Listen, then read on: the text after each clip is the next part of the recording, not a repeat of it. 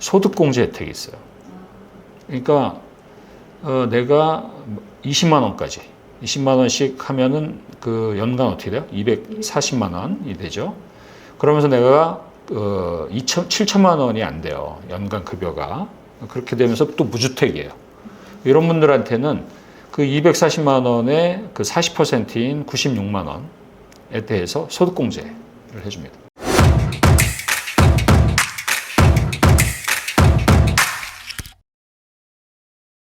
안녕하세요.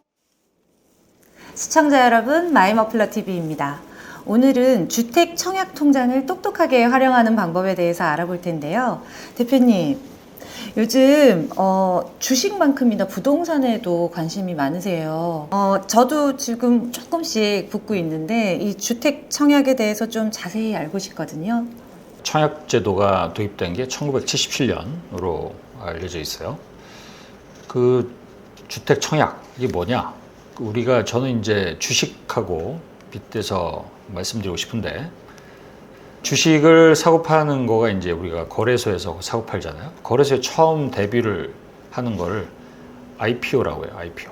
그래서 주식은 발행이 돼야 이제 유통이 돼요. 발행하고 그다음에 상장이 되고 유통이 되는데, 그래서 발행 시장이 있고 유통 시장이 있는 거예요. 근데 발행할 때 가격이 유통 시장에서 가는 것보다 싸잖아요. 요즘에 IPO, 공모주 청약 뭐 하면은 몇 조씩 뭐죠? 뭐 10조 몇백 조씩 막 몰리잖아요. 왜 그럴까요? 유통 시장에서 사는 것보다 발행 시장에서 사는 게 싸다고 생각하기 때문이죠. 자, 주택도 마찬가지예요. 주택은 기존 주택을 사고 팔 수가 있고 새 주택, 새 아파트를 사고 팔 수가 있어요. 그러면 그거를 이제 처음 새 주택을 사는 시장이 분양시장이에요. 그리고 기존 주택을 사는 시장이 똑같이 유통시장, 주택 매매 시장 이렇게 될 거고. 그러면 똑같은 집인데 처음 나올 때 사는 게 싼 거예요. 그래서 어떻게 돼요? 그러면은 다들 분양을 받으려고 하고, 분양을 받기 위해서는 뭘 하죠? 청약을 하게 되고, 청약을 하기 위해서는 그냥 아무 거 없이 청약하면 안 되고 사전에 청약통장에 가입해 있어야 된다. 그리고 그 청약통장에 가입한 자들 중에서 우선순위를 정해서 배수를 해가지고 청약을 하도록 한 거죠. 자, 주택에 대한 수요가 엄청 많죠. 그리고 그 중에서도 분양주택에 대한 수요가 많죠. 왜? 싸니까. 그렇기 때문에 그러면 가입 자격을 처음부터 제한할 필요가 있다. 그래서 청약통장에 가입한 분들이만 청약을 할 수 있도록 제도를 만든 거죠. 그래서 지금 통계를 보면 올해 7월 기준으로 이 청약통장은 1인 1계좌인데 2,800만이 가입해 있는 거죠. 그럼 우리나라 인구 지금 한 5,200만 가까이 돼요. 그러면 대충 국민 중에서 2분 중에 1명 정도는 다 이 청약통장을 갖고 계시다라는 거고요. 그러면은 이제 청약통장을 갖고 있으면 어느 주택에 청약을 할 수가 있느냐? 크게 봐서 이제 국민주택과 민영주택으로 나뉘는 거죠.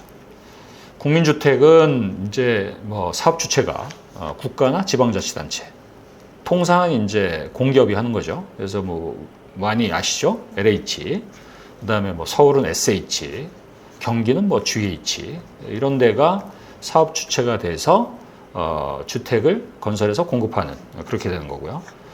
그 다음에 민영주택은 어떻게 돼요? 민영주택은 국가나 지자체, 공기업이 아니고 민간이 주체가 돼서 주택을 공급하는 거죠. 우리가 이제 아파트 보면 뭐 브랜드들이 쫙 있잖아요. 뭐 레미안, 뭐 자이, 뭐 롯데캐슬 이렇게 붙어 있고, 어떤 거는 LH, GH 뭐 이렇게 붙어 있고, 그러면 이거는 민영주택 이렇게 되는 거고. 자, 사업 주체가 달라요. 그 다음에 또 하나는 면적이 달라요. 국민주택은 국가나 지자체가 하는 만큼 많은 국민들이 할 수 있도록 하려면 어떻게 되겠어요? 대형보다는 중소형 위주로 갈 수밖에 없으니까 85평방미터로 제한을 한 거고. 민영은 어떻게 되겠어요? 민영은 그런 제한이 없는 거죠. 민영은 그야말로 민간에서 어떤 사람, 큰 평수 살고 싶고, 뭐 작은 평수 살고 싶고, 뭐 소형부터 중대형까지 다 있는 거고. 그래서 사업 주체가 각각 다르고 그것이 이제 전용 면적, 주택 면적에도 차이가 있고 그렇게 보시면 될 것 같습니다.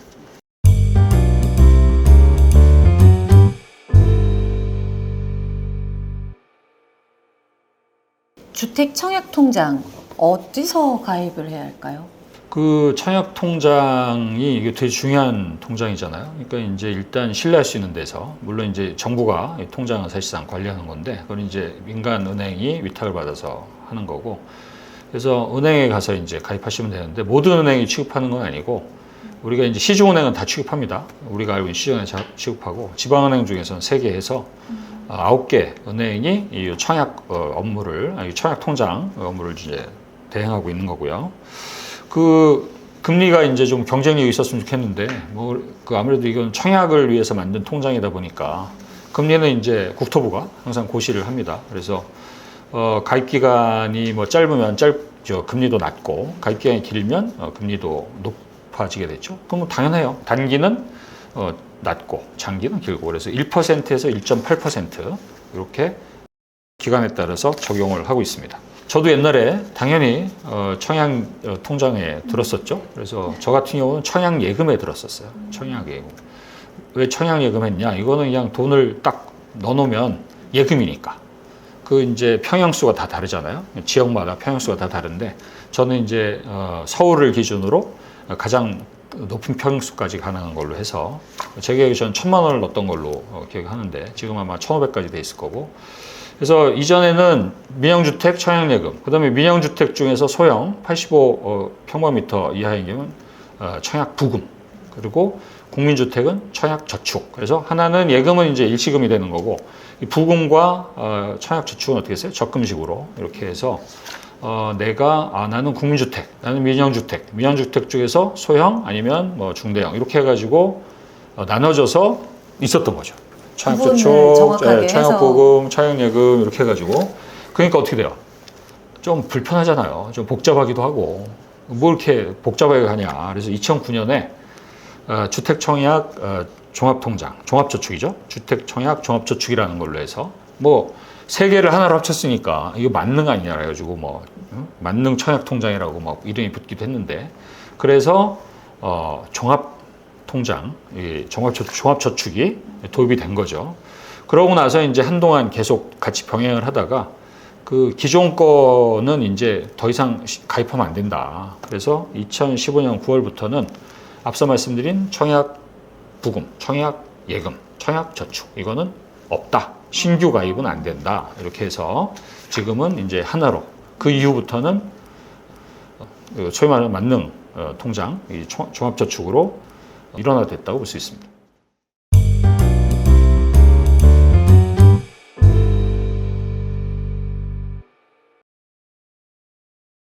그러면 대표님 말씀 들어보면 이 국민주택과 민영주택으로 구분해서 그 청약통장을 가지고 있었던 거에 비해서는 훨씬 더 선택의 폭이 넓어졌다, 편해졌다라고 말씀하신 건데요. 근데 기존에 그 통장 갖고 있던 분들, 그 이전에 2015년 9월 1일 이전에 그 통장을 가지고 있던 분들은 추가 가입을 하거나 뭐 옮기거나 이렇게 할 수는 없는 건가요? 뭐 가장 좋은 거는 기존에 갖고 있었는데 새로 이제 다 할 수 있는 게 생겼으니까 그걸 추가를 하면 제일 좋겠죠. 그건 안 돼요. 그래서 그러면은 자, 종합저축 그걸 해가지고 그럼 선택이 상황이 되잖아요. 그러면 이전 거를 선택의 옵션 이런 거죠. 이전 거를 그대로 갖고 계시거나 아니면 그거를 해지하고 재가입하는 방법. 그래서 그러면 어느 게 좋을까? 나는 해지하고 재가입해야 되는 거야? 아니면은 뭐 그대로 갖고 가야 될 거야? 근데 이제 중요한 변수가 하나 있죠. 그게 뭔가요? 이 가입 기간이죠. 자, 우리가 그 청약을 했어요. 그러면은 우선순위를 정하잖아요. 영순위가 지금도 있는지 모르겠습니다만, 영순위, 1순위, 2순위 가 있고 하면, 그럼 그 가입 기간이 중요한 변수란 말이에요. 그러면, 나는 그냥 계속 민영주택으로 갈 거야. 해가지고, 뭐 있으면, 근데 가입 기간이 중요한 변수니까, 그런 경우에는 그냥 그대로 자기 거 유지하면 되고, 나는 그래도 옵션을 좀 넓힐 거야. 그러면은 뭐 해지하고 재가입하는 방식으로 선택할 수가 있는데, 어쨌든 그냥 어느 하나가 유리하게 설계는 안 돼 있고, 다시 한번 말씀드리지만 1인 1계좌고, 그 다음에 기존의 거를 유지하느냐 아니면 종합저축이냐, 이런 상황으로 돼 있다고 보시면 되겠습니다. 그러면 대표님, 그 이 주택청약통장 저축이자가 보니까 1%에서 1.8% 이 정도라고 하는데, 그러면 예금 금리보다는 높다고 볼 수 있지만, 통상적인. 그렇죠. 통상적인. 그러면 저희가 일반적으로 하는 다른 금융 상품에 비해서는 뭐 그닥 높다고 말할 수는 없는 것 같은데요. 그렇죠. 이거를 이제 비교하려면 정기 예금, 그러니까 장기니까. 장기에 적용되는 이제 정기예금 뭐 이런 거랑 뭐 적금, 정기예금 비교해야 될 것 같은데 경쟁력이 있는 건 아니죠. 근데 왜 그러냐? 그럼 금리 낮게 준다고 이거 안 할 거냐? 어떻습니까? 그렇지 않죠. 그러니까 금리가 낮아도 분양 시장에서 주택 청약할 수 있는 자격이 주어진 거기 때문에, 그래서 금리는 뭐 페어하게 생각하면 뭐 낮아도 경쟁력이 있다라고 볼 수 있는데, 이게 이제 그냥 통장만 개설해 놓고 뭐 돈 하나도 안 붓고 그러면은 뭐 그건 안 되는 거죠. 그럼 얼마씩을 보여야 되느냐? 그렇죠. 최소 금액이나 최대 한도 뭐 이런 게. 그렇죠. 그래서 이제 우리가 이제 한도는 우리가 청약을 할 때 지역마다 그 한도가 다 금액이 다 있어요. 최저 금액. 그러니까 그것까지만 보통 통상 푸시는데, 그러면 이제 매월 납입하는 경우에는 이제 최저가 있어요. 그러니까 2만 원이 있고, 그다음에 50만 원은 또 못 넘어요. 50만 원까지. 그럼 최대 한도로 50만 원. 네, 그래서 그렇게 해서 보통 이제 한도까지 채우시는 거죠. 그래서 나는 뭐 최대 한도까지 할 거야. 뭐 1,500 이렇게 될 텐데, 그럼 뭐 계속 그렇게 채워 가시는 거죠. 그러고 근데 그러면은 조금만 내는 거가 어떠냐, 이럴 수가 있는데, 이게 이제 기준이 복잡해요. 그러니까 결론부터 말씀을 드리면 2만 원 이상 나는 2만 원 할 거야. 이런 분도 계실 수 있는데, 그게 이제 10만 원까지는 하시는 게 좋다, 1차적으로. 그게 왜 그러냐면은, 자, 이게 납입 횟수. 자, 1순위에 들어야 되잖아요. 국민주택의 경우를 예를 들어 말씀드리면, 그러니까 수도권을 기준으로 하면 12회 이상을 납입해야 돼요. 1년. 12회 이상. 그러니까 청약하는 시점에서. 그 다음에 또 이게 이제 전용 면적이 그 40평방미터 이하인 경우에는 납입 횟수가 중요하고, 또 그걸 초과한 경우에는 또 금액이 중요해요. 납입 금액이. 그러니까 나는 적은 금액으로 오랫동안 납입할 거야. 횟수를 다 넓혀서 할 거야. 이렇게 하실 수가 있는데, 그렇다 하더라도 납입 금액이 있고요. 그 다음에 국민주택의 경우에는 한도가 또 10만 원까지, 월납 10만 원까지 있으니까, 그리고 그걸 넘어서는 경우에는 이제 금액 그 카운트에 인정이 안 되기 때문에. 인정해주는 금액이 그렇죠. 10만 원 더 해도 상관은 네, 없지만. 그렇죠. 네. 그래서 자, 그럼 어떻게 돼요? 2만 원에서 10만 원인데 10만 원까지 하시면서 납입 횟수를 자주 이렇게 해서 하시면, 그 어떠한 경우에든, 국민주택의 경우에 40평방미터 밑이든 위든 하나는 횟수, 하나는 금액 이렇게 걸리니까 양쪽으로 자유도를 높이시는 게 좋다고 보면 10만 원까지 해서 그 금액이 찰 때까지는 계속 납입하시는 게 좋겠다. 횟수를 늘려서. 그러면 횟수가 중요하다고 하셨는데, 제가 듣기론 그러면 월 10만 원만 계속 내면 되는 거 아닌가요? 이제 국민주택의 경우에는 그럴 수가 있는데, 이제 민영주택의 경우에는 또 다르잖아요. 그러니까 내가 국민주택만 하겠다. 이게 종합저축인데 국민주택도 되고 민영주택도 되는 거잖아요. 근데 이제 민영주택까지를 염두에 두고 하시면, 그러면 이제 좀 더 하시는 게 좋은데, 민영주택은 이게 원래 그 예치 금액이 중요하기 때문에 여기는 2만 원 이상만 하고 내가 청약하는 시점에 가서 그 기준 금액들이 있잖아요. 그만큼 일시금으로 넣어도 돼요. 나중에. 네, 그러니까 계속 2만 원씩 넣고 계시다가 이때 청약할 시점이 되면 자격을 맞추기 위해서 그 청약 요건들, 평수에 따라서 지역에 따라서 금액들이 있잖아요. 그 금액을 일시금으로 넣어도 돼요. 근데 그 방법이 좋은 거 아니야? 당연히 그렇게 하셔도 되죠. 근데 이제 한 가지 더 첨언해서 말씀드리고 싶은 거는, 소득공제 혜택이 있어요. 그러니까 내가 20만 원까지 20만 원씩 하면은 그 연간 어떻게 돼요? 240만 원이 되죠. 그러면서 내가 7천만 원이 안 돼요. 연간 급여가. 그렇게 되면서 또 무주택이에요. 이런 분들한테는 그 240만 원의 그 40%인 96만 원에 대해서 소득공제를 해줍니다.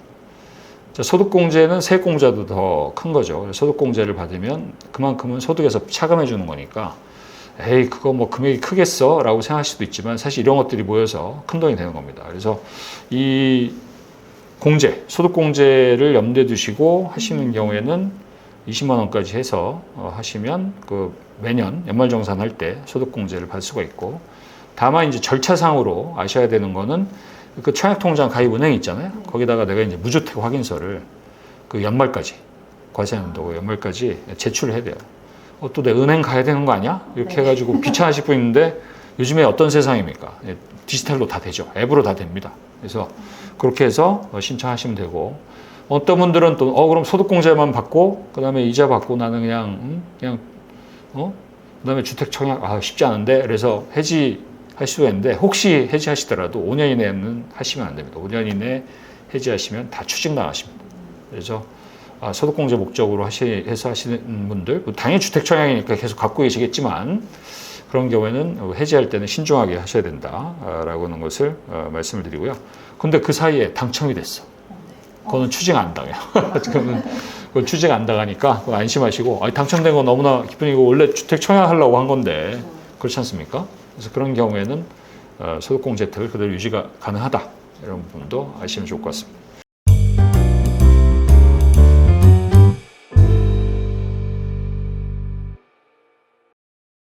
그러면은 이 주택 청약 통장을 갖고 있는데 계속 이제 떨어지니까 분양을 이제 포기하는 경우도 있고, 분양 대신 기존 주택을 또 매입하시는 경우들도 있고 하잖아요.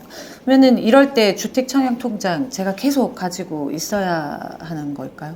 청약 통장을 갖고 있어요. 갖고 있는데 계속 떨어져요. 그럼 이거 계속 갖고 가는 게 맞냐? 그리고 나는 이미 주택을 그냥 샀어요. 유통시장에서.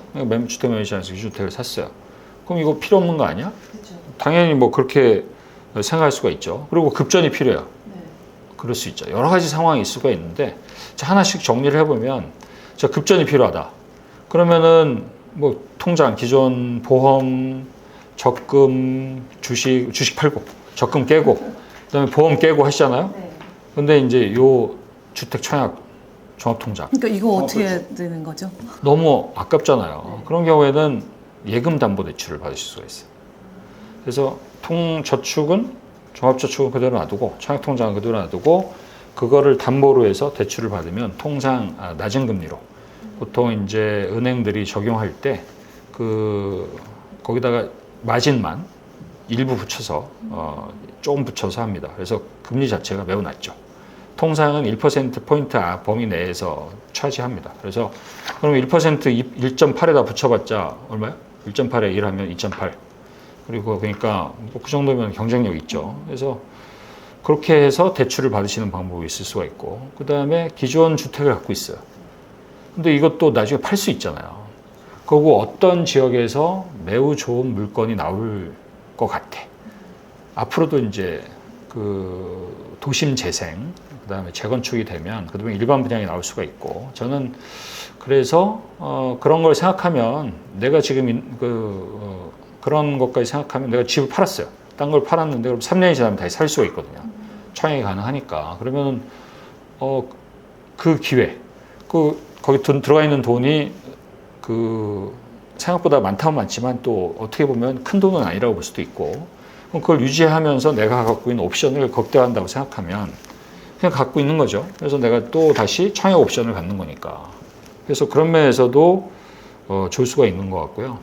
그 다음에 이제 이게 또 증여도 가능합니다. 상속 가능하니까 그냥 내가 갖고 있다가 이 훌륭한 유산이죠, 이것도. 그렇죠? 그래서 배우자라든지 유자녀한테 줄 수 있는 거고. 근데 여기 제한이 있어요. 주택청약 종합저축은 본인 사망 시에만 그게 가능하고요. 그 다음에 이제 그런 반면에 그 이전에 있었던 거, 옛날부터 있었던 거, 청약 저축, 청약 부금, 청약 예금, 이거는 2000년 이전, 정확하게는 2000년 3월 26일 이전 갖고 계신 분들은 이게 다 가능해요. 그러니까 결혼했어요. 배우자. 그다음에 합가를 했어요. 그럼 세대주가 이게 가지니까 그 다 이전이 가능해요. 근데 두 개를 동시에 안 돼요. 그러니까 양쪽이 다 갖고 있다가 결혼했다든지 뭐 이렇게 해서 한 경우 있고 부모님이 갖고 계시다가 뭐 해서 받는 경우. 근데 나도 이미 갖고 있었어. 응. 근데 이제 그 우리가 청약할 때 가장 중요한 게 세 가지잖아요. 그래서 가입 기간, 그다음에 금액, 그다음에 부양가족 뭐 등등 이런 걸로 봤을 때 가입 기간 변수가 엄청 큰 거죠. 무주택자 기간도 중요하지만 그래서 그렇게 할 때 이제 옵션을 주게 되는 거죠. 유리한 걸로 하시는 게 좋다. 그래서 뭘 따져서 가급적이면 오래된 거, 기존의 거를 받는 것이 그 가점, 점수 여기에서 상당한 혜택을 받을 수가 있기 때문에 그거는 아마 구체적으로 이제 케이스별로 따져서 지역을 따지면 훨씬 더 좋은 거를 선택할 수가 있습니다.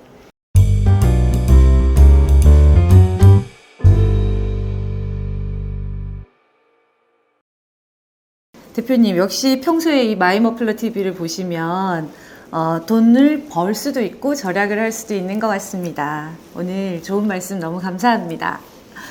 이번 시간에는 주택 청약 통장을 활용하는 방법에 대해서 알아보았는데요. 이 시간이 유익하셨으면 좋아요, 구독, 알림 설정 꼭 부탁드릴게요. 여러분, 감사합니다.